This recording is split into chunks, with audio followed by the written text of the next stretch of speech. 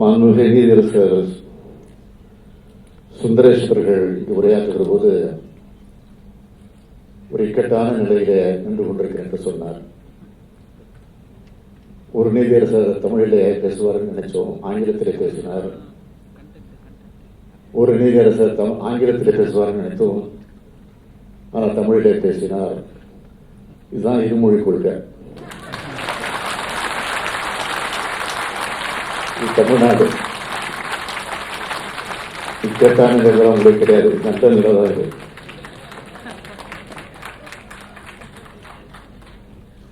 நேற்று நிதிநிலை அறிக்கையை நான் தாக்கல் செஞ்சோம். நிதிநிலை அறிக்கையை நேற்று தாக்கல் செஞ்சுட்டு இன்னைக்கு நீதிமன்றத்திற்கு வந்திருக்கிறோம். மாண்புமிகு சென்னை உயர்நீதிமன்றத்தினுடைய தலைமை நீதியரசர் ஸ்ரீராம் அவர்கள் பொறுப்பேற்ற பிறகு அவருடன் நான் கலந்துகிற முதல் நிகழ்ச்சி இந்த நிகழ்ச்சி. அதனால நான் பெருமைப்படுறேன். தமிழ்நாட்டிலிருந்து சென்று இந்தியர்கள நீதித்துறைக்கு பல விதங்களில் பெருமை சேர்த்துக் கொண்டிருக்கக்கூடிய உச்சநீதிமன்றத்தினுடைய நீதியரசர் மதிப்பிற்குரிய ஆர் மகாதேவன் அவர்களுக்கும், உச்சநீதிமன்றத்தினுடைய நீதியரசர் மதிப்பிற்குரிய கே வி விஸ்வநாதன் அவர்களுக்கும், உச்சநீதிமன்றத்தினுடைய நீதியரசர் மதிப்பிற்குரிய எம் எம் சுந்தரேஷ் அவர்களுக்கும் என்னுடைய மனமார்ந்த வாழ்த்துக்களையும் பாராட்டுக்களையும் நான் தெரிவித்துக் கொண்டிருக்கிறேன். மெட்ராஸ் பார் அசோசியேஷனின் போற்றத்தக்க 160ஆம் ஆண்டு பயணத்தை குறிக்கக்கூடிய கொண்டாட்டத்தில் உங்களோடு சேர்ந்து நானும் பங்கேற்பதில் மிகுந்த மகிழ்ச்சி அடைகிறேன், பெருமைப்படுகிறேன். வாய்ப்பளித்த அனைவருக்கும் நான் இந்த நேரத்தில் நன்றி சொல்லுகிறேன். இந்தியாவிலேயே தலை சிறந்த பாரம்பரியம் கொண்டது நம்முடைய சென்னை உயர்நீதிமன்றம். நிகழ்ச்சியினுடைய தொடக்கத்தில் மூத்த வழக்கறிஞர் அதை விளக்கி இருக்கிறார். எனவே அது குறித்து நான் அதிகம் விளக்கம் சொல்ல வேண்டிய அவசியம் இல்லை. 1862ஆம் ஆண்டுல உருவாக்கப்பட்ட இந்த நீதிமன்றத்தோட பார் அசோசியேஷன் 1865ஆம் ஆண்டு அமைக்கப்பட்டு அந்த ஆண்டு மார்ச் 14ஆம் நாள் முதல் கூட்டம் நடந்துச்சு. இன்னைக்கு அதோட 160ஆம் ஆண்டை கொண்டாடக்கூடிய வகையில இதை நடத்தி கொண்டிருக்கிறோம். சட்டத்தின் ஆட்சியை நிலைநிறுத்துவதிலையும் முற்போக்கான சமூக வளர்ச்சியை நோக்கி நடைபெறுவதிலையும் வழக்கறிஞருடைய பங்கு மிக முக்கியமானதாகும். வழக்கறிஞர்கள் தான் சமூகத்தில் நிலவர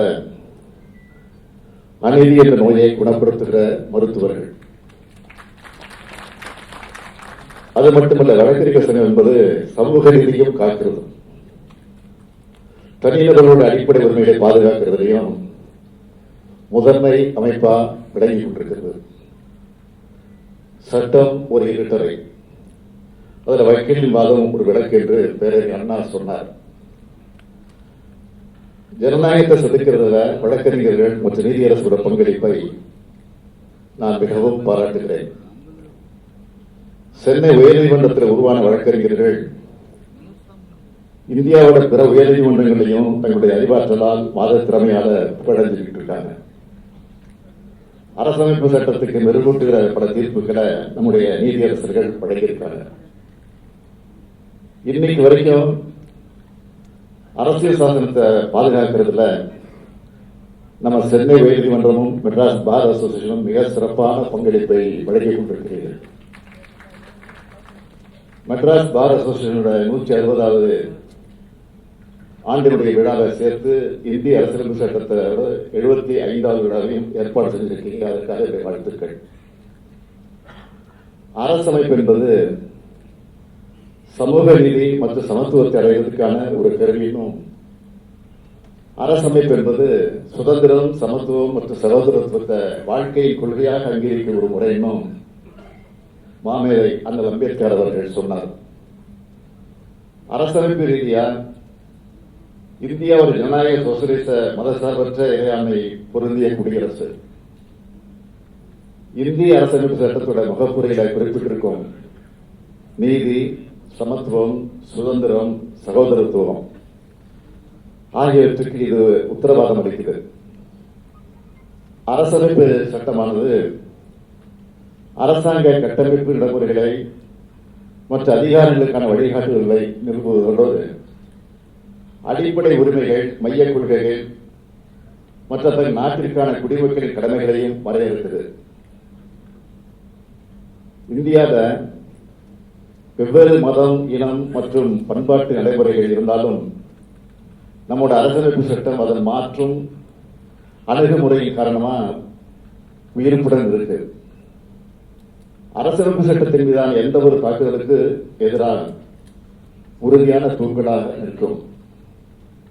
சுதந்திரமான நீதித்துறை, சிறந்த நீதிபதிகள் மற்றும் வழக்கறிஞர்களுடைய பங்களிப்பு ஆகியவை அரசமைப்பின் உயிர்ப்பான நிலத்தன்மைக்கு காரணம் என்பதை நான் இந்த நேரத்தில் குறிப்பிட விரும்புகிறேன்.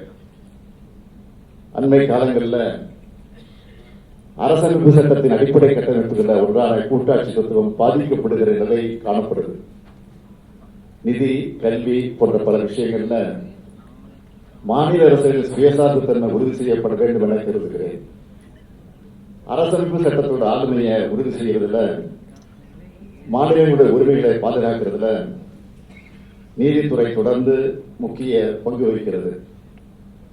கற்றறிந்த நீதியரசர்களும் வழக்கறிஞர்களும் இந்த அவையும் அரசமைப்பு சட்டத்தோட பாதுகாவலர்களாக செயல்படுறாங்க. நம்மோட அரசு அரசியல் சாசனத்தின் வார்த்தைகளை முழுமையாக நடைமுறைப்படுத்த கடுமையாக உழைச்சிக்கிட்டு இருக்கு என்பதை இங்கே நான் குறிப்பிட்டு காட்ட கடமைப்பட்டிருக்கிறேன். இந்த அரசு பொறுப்பேற்ற நாள் முதல் நீதித்துறைக்கும் வழக்கறிஞர்களுக்கும் அவருடைய நலனுக்கும் சட்டக்கல்விக்கும் பல்வேறு திட்டங்களை செயல்படுத்தி வருகிறது. அதில் சிலவற்றை மட்டும் நான் இங்கே குறிப்பிட்டு காட்ட விரும்புகிறேன். தமிழ்நாடு வழக்கறிஞர் நல நிதியத்திற்கு ஆண்டுதோறும் அரசு வழங்கக்கூடிய 8 கோடி ரூபாய் மானியத்தை 10 கோடி ரூபாயாக உயர்த்தி வழங்கியிருக்கிறோம். இயற்கை எளிய வழக்கறிஞர்களோட சட்டப்பூர்வ வாரிசுதாரர்களுக்கு வழங்கப்பட்டு வந்த உதவித்தொகை 7 லட்சம் ரூபாயிலிருந்து 10 லட்சம் ரூபாயாக உயர்த்தி வழங்கப்பட்டது. உயிரிழந்த வழக்கறிஞர்களோட வாரிசுதாரர்களுக்கு வழங்கப்பட வேண்டிய நிதி உதவிக்கான விண்ணப்பங்கள் அப்போ அதிகமாக நிலுவையில் இருந்ததை கருத்தில் கொண்டு கூடுதல் மானியமா 20 கோடி ரூபாய் வழக்கறிஞர்கள் நல நிதியத்திற்கு வழங்க ஆணையிடப்பட்டது. கூடுதலா 2 கோடி ரூபாய் நிதி வழங்கியிருக்கிறோம். நீதித்துறைக்கான உட்கட்டமைப்பு வசதிகளை பொறுத்த வரைக்கும் நம்ம அரசு பொறுப்பேற்றதிலிருந்து 6 மாவட்ட மற்றும் அமர்வு நீதிமன்றங்கள், 5 கூடுதல் மாவட்ட நீதிமன்றங்கள், 13 சார்பு நீதிமன்றங்கள், 2 கூடுதல் சார்பு நீதிமன்றங்கள், 7 முதன்மை குற்றவியல் நடுவர் நீதிமன்றங்கள், 18 மாவட்ட உரிமையியல் மற்றும் குற்றவியல் நடுவர் நீதிமன்றங்கள், 3 மாவட்ட உரிமையியல் நீதிமன்றங்கள், 1 குற்றவியல் நீதித்துறை நடுவர் நீதிமன்றம், 7 வணிக நீதிமன்றங்கள், 9 சிறப்பு நீதிமன்றங்கள், 2 குடும்ப நல நீதிமன்றங்கள் உள்ளிட்ட 73 புதிய நீதிமன்றங்கள், 1689 புதிய பணியிடங்கள் மற்றும் இதர வசதிகளோடு 151 கோடியே 68,47,995 ரூபாய் செலவில் அமைக்க ஆணைகள் வெளியிடப்பட்டிருக்கு.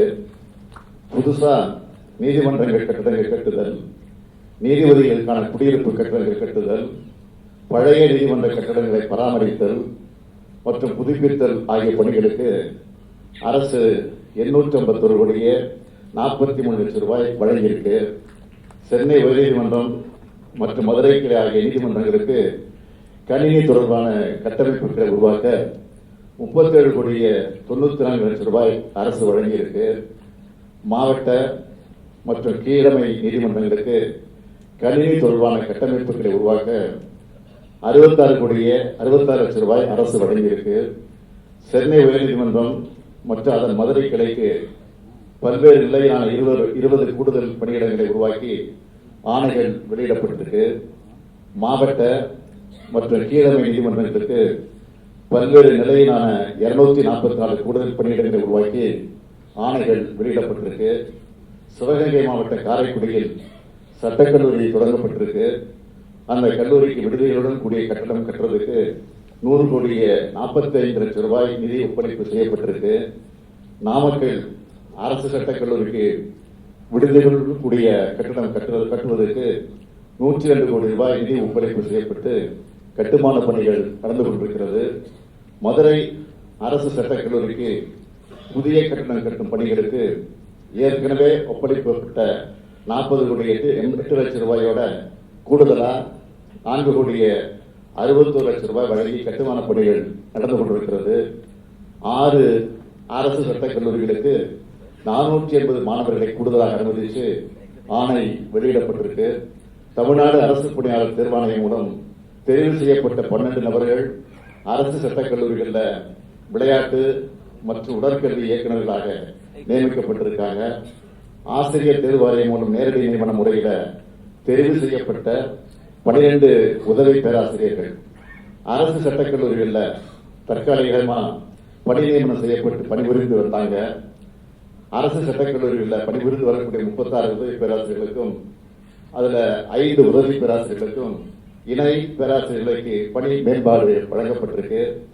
அரசு சட்டக் கல்லூரியில் காலியாக இருக்கக்கூடிய 2 பழங்குடியினர் பிரிவினருக்கான பின்னடைவு காலி பணியிடங்கள் 8 பேராசிரியர்கள், 64 சட்ட உதவி பேராசிரியர்கள் மற்றும் 60 சட்ட முன் படிப்பு உதவி பேராசிரியர்கள்னு மொத்தம் 132 காலி பணியிடங்களை நிரப்ப ஆசிரியர் தேர்வு வாரியத்தால் 24/1/2025 அன்று அறிவிக்கை வெளியிடப்பட்டு நிரப்பப்பட இருக்கு.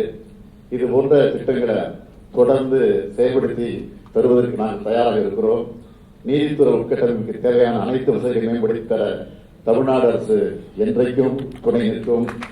இந்திய உச்சநீதிமன்றத்தோட நீதியரசர்கள் வருகை தந்திருக்கக்கூடிய நேரத்தில் சென்ற முறை இதே இடத்துல நான் வச்ச ஒரு கோரிக்கையை, ஒரு முக்கியமான கோரிக்கையை மீண்டும் ஒரு முறை இங்கே நினைவுபடுத்துவது நான் கடமைப்பட்டிருக்கிறேன்.